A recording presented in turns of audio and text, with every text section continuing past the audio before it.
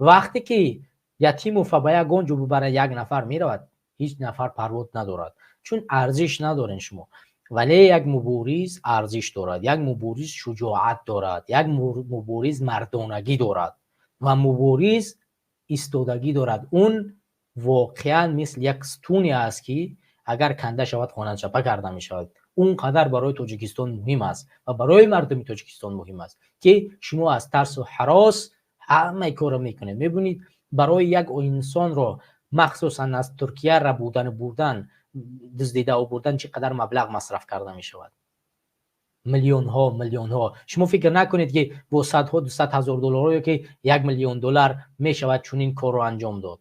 اینو میلیارد مصرف میکنن که یک مخالف از خارج کشور با طریق غیر قانونی به تاجیکستان ببرد. یعنی ارزش یک مبارز میدونه چقدر برای رحمانوف است، چون یک زبان دارد، یک قلم دارد، می نویسد، اما شجاعتش، ارادهش، روحیش میدونی چقدر است؟ در همون سطح بالا قرار دارد. این است که حکومت رحمانوف همه کار را میکند برای نابودی آنها.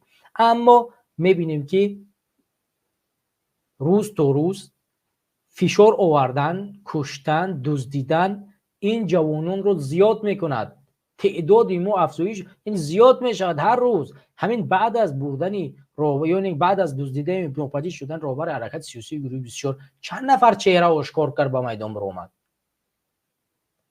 یک نفر رو میبره 10 نفر دیگه از این طرف میبیاد. ببینید من از سال 2014 تا این جانب در حرکت سیاسی گروه 24 از سال 2014 ما وقتی که در مسکو مبارزه را شروع کردیم، میدونید تعداد ما چقدر بود؟